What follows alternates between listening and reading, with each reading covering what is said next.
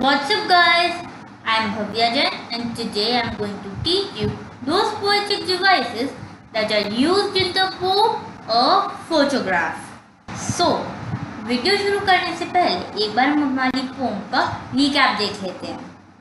So, Shirley Toulson is the poetess of the poem or photograph. She has given a very emotional tribute to her mother through this poem. इसमें जो Shirley टूल्सन है pome में हमें बताती है कि कैसे वो अपनी मदर की एक पुरानी तस्वीर देख रही थी जब उनकी मदर 12 इयर्स की थी. उस टाइम पर उनकी मदर एक बीच वेकेशन पे गई हुई थी. आगे शर्ली टूल्सन हमें ये बताती हैं कि अपनी इस फोटो को देखकर जो उनकी मदर थी 20 या 30 इयर्स बाद बहुत हंसती थी और उन्हें बहुत अच्छा लगता था और वो हमेशा कहती थी कि देखो हमारे पेरेंट्स हमें कैसे ड्रेसअप कर रहा है. आगे इसमें शर्ली टूल्सन हमें बताती हैं कि ये जो फोटो है ये उनकी मदर का पास था और जो शर्ली टूल्सन का पास था वो था उनकी मदर की हंसी, उनकी लाफ्टर. लास्ट पैरा में शर्ली टूल्सन हमें ये बताती हैं कि कैसे इस फोटो में उनकी मदर 12 इयर्स की थी और कैसे अब होने वाले हुए भी 12 साल हो गए हैं. और वो ये बताती है कि ये जो फोटोग्राफ है इससे जैसे उनकी मदर को खुशी मिलती थी आज उसी फोटो को देखकर शर्ली टूल्सन को उनकी बहुत याद आती है और उन्हें दुख होता है. सो इसी के साथ हमारी पोम की समरी खत्म होती है और अब हम पोएटिक डिवाइसेस देखते हैं. वन मोर थिंग बच्चों, आई होप आप सबको पता होगा कि पोएटिक डिवाइसेस क्या होते हैं. ये आपने अपनी प्रीवियस क्लासेस में ज़रूर पढ़े होंगे. अगर बाय चांस किसी को नहीं पता कि पोएटिक डिवाइसेस क्या होते हैं तो कोई बात नहीं, मैंने एक वीडियो का लिंक आपको डिस्क्रिप्शन में दे दिया है, आप उसे रेफर कर सकते हैं. So now let's start. Our first poetic device is allusion. So, an allusion is a reference or an incidental mention of something either directly or by implication. So बच्चों, allusion एक ऐसा reference होता है जो हम कई बार किसी चीज़ को दे देते हैं. ठीक है, या तो वो हम उसे डायरेक्टली दे देते हैं या इनडायरेक्टली. जैसे कि हमारी जो पोम है फोटोग्राफ उसमें हमने कार्डबोर्ड को यहाँ एल्यूजन की तरह यूज़ किया है. यहाँ पे हमारा पोएटिक डिवाइस एल्यूजन यूज़ हो रहा है बिकॉज यहाँ पे जो कार्डबोर्ड है वो फोटोग्राफ को रेफर कर रही है. अब फोटोग्राफ कार्डबोर्ड तो हो नहीं सकती और नहीं कार्डबोर्ड हमें ऐसा दिखाएगा इस पोम में कोई रेफरेंस. सो यहाँ हमने एक तरीके से कार्डबोर्ड को फोटोग्राफ के रूप में इस्तेमाल किया है. So we could say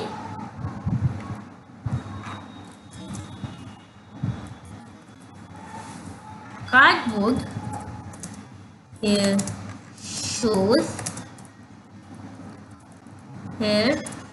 refers to a photograph and hence we can say that the poetic device allusion has been used in this poem.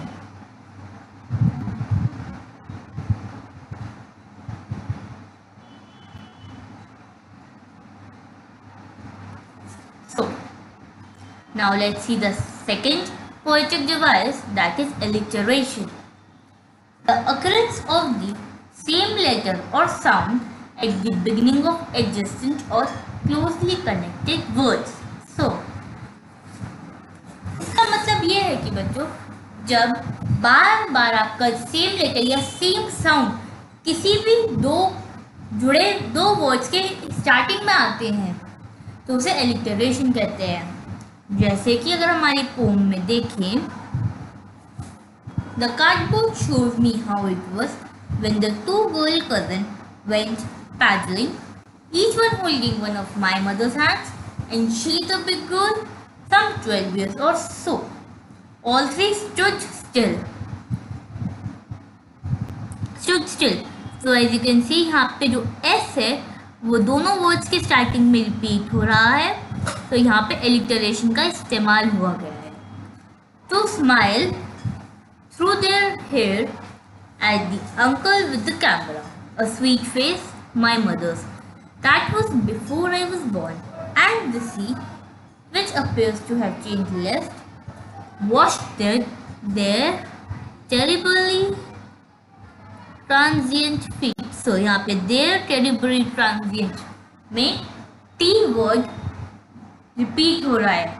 जो T लेटर है वो तीनों वर्ड्स के स्टार्टिंग में रिपीट हो रहा है. सो वी कैन से कि यहाँ पे भी एलिटरेशन वर्ड का यूज हुआ है.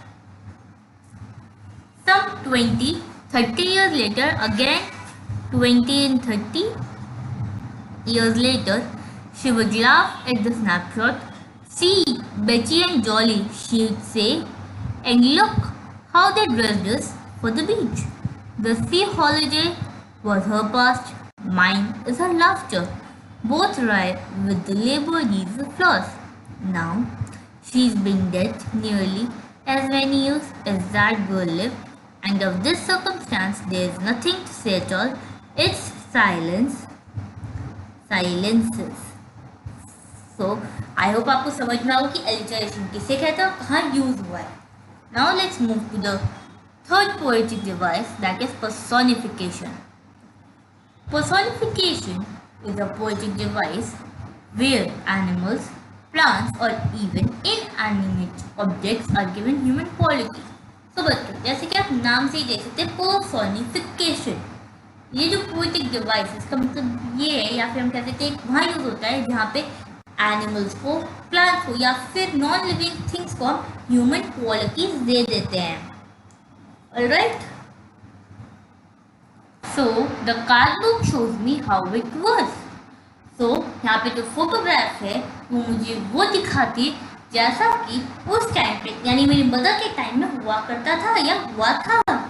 सो बच्चों, यहाँ पे पर्सोनिफिकेशन का यूज किया गया है बिकॉज कार्डबोर्ड या फिर फोटोग्राफ एक नॉन लिविंग थिंग है, और यहाँ कहा गया है कि जो नॉन लिविंग थिंग है मुझे ये दिखाती है जैसा कि उस टाइम में था. अब दिखाना तो एक तरीके से ह्यूमन क्वालिटी है, एक नॉन लिविंग थिंग तो नहीं दिखा सकती ना कुछ. सो वी कैन से कि इस लाइन में पर्सोनिफिकेशन का यूज हुआ है.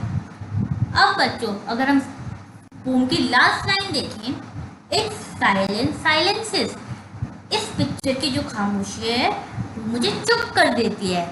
अब बच्चों, पिक्चर यहाँ पे भी एक क्या कहते हैं नॉन लिविंग थिंग है और सबको पता है पिक्चर कुछ बोलेगी नहीं, लेकिन जो खामोशी है ये ह्यूमन इमोशन है और इसे हमने एक फोटो को दिया है. सो वी कैन से कि लास्ट लाइन में भी हमारी पर्सोनिफिकेशन पोएटिक डिवाइस का यूज हुआ है. Now let's move to the fourth poetic device, that is transferred epithet. A transferred epithet is a description that refers to a character or event but is used to describe a different situation or character. तो बच्चों, जो transferred epithet है ये एक तरीके से description है उस कैरेक्टर और इवेंट का जिसे हमने किसी और तरीके से यूज किया है. ठीक है, कई बार होता है ना कि लोग कुछ कहते हैं पर उनका मतलब कुछ और होता है, बस उसी चीज को हम ट्रांसफर्ड एपिथेट कहते हैं पोएट्री में. नाउ लेट्स सी कि कहाँ यूज हुआ है. तो बच्चों, जैसा मैंने आपको लास्ट वीडियो में भी बताया था कि हमारे जो फर्स्ट पैरा की लास्ट 2 लाइन्स है, and the sea which appears to have changed less washed their terribly transient feet. कहने को तो एक बहुत ही सिंपल लाइन है कि वो समुद्र जो आज भी बहुत ही कम बदला या फिर बदलाव ही नहीं आया उसमें, उस समुद्र ने, उस सी ने उन 3 लड़कियों के, मेरी मदर के, उनके 2 कजन्स के जो पैर थे वो धो दिए थे, वो धो रहे थे. ये तो एक बहुत ही सिंपल मीनिंग हो गया, लेकिन अगर हम इसकी डेप्थ में जाएं, अगर हम इसके रियल मीनिंग को देखें, तो यहाँ पे कहने का मतलब है कि वो समुद्र जो आज भी वैसा का वैसा ही है, जिसमें कोई बदलाव नहीं आया है, उन्होंने मेरी मदर और उनके कजन्स के पैर दिए ट्रेडिबली ट्रांजिंग फीट। यहाँ पे क्या बता रहा था ट्रेडिबली ट्रांजिंग फीट? ह्यूमंस की मॉर्टल लाइफ को, कि कैसे एक समुद्र जिसमें इतने सालों में कोई बदलाव नहीं आ रहा है, और वहीं दूसरी तरफ मेरे मदर है, या एक ह्यूमन लाइफ है जो हर सेकंड बदलती है, कि हमेशा ह्यूमन लाइफ में बदलाव आता रहता है, और एक ह्यूमन लाइफ मॉर्टल है, अमर नहीं है। वहीं पे जो नेचर है, जो किया वो अमर है, उसमें कोई चेंज नहीं है। हेंस वी कुड से कि जो हमारी फर्स्ट पैरा की लास्ट जो लाइन्स है, उसमें ट्रांसफर्ड अपाइथिक नाम का पोएटिक डिवाइस यूज हुआ है। Alright kids, now let's move to the fifth one, that is oxymoron. Oxymoron is a literary or a poetic device pairing two words together that are opposing and contradictory. It is a combination of two words that seem to be the opposite of each other. So बच्चों, जो oxymoron होता है वो literary या poetic device है जो उन दो शब्द को साथ में जोड़ता है जो कि अपोजिंग हो या कॉन्ट्राडिक्टरी हो. इसका मतलब क्या हुआ? जो दो उल्टे वर्ड्स या दो ऐसे वर्ड जो एक दूसरे को कॉन्ट्राडिक्ट कर रहे हो, ये उन दो वर्ड्स को पेयर अप करते जोड़ देता है. और जहाँ जहाँ ऐसा होता है, जहाँ जहाँ दो कॉन्ट्राडिक्टरी वर्ड्स आपस में जुड़ते हैं, वहाँ वहाँ हम कह सकते हैं कि ऑक्सीमोरन यूज हुआ है. ऑक्सीमोरन एक कॉम्बिनेशन है बेसिकली दो ऑपोजिट वर्ड्स का. नाउ लेट्स सी कि हमारी पोम में इसे कहाँ यूज हुआ किया गया है. तो बच्चों, इफ वी सी, अगर हम लास्ट लाइन देखें सेकंड पैरा की, with the laboured ease of loss, जो लेबर्ड ईज है, अगर हम इनके मीनिंग पे जाए, लेबर का मतलब क्या होता है बच्चों? बहुत ही मेहनत से, बहुत ही मुश्किल से. लेबर का मतलब तो ये हुआ ना. और ईज का मतलब क्या हुआ? आसानी से, बहुत ही ईजीली, बहुत ही आसानी से.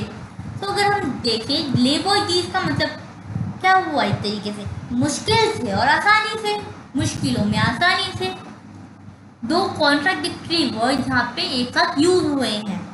तो वी कुड से कि यहाँ पे ऑक्सीमोरन नाम का पोएटिक या फिर लिटरेरी डिवाइस यूज हुआ है. सो बच्चों, आज के लिए इतना ही. नेक्स्ट वीडियो में मैं आपको एक नए लेसन के साथ मिलूंगी. तब तक के लिए गुड बाय, स्टे ट्यून्ड.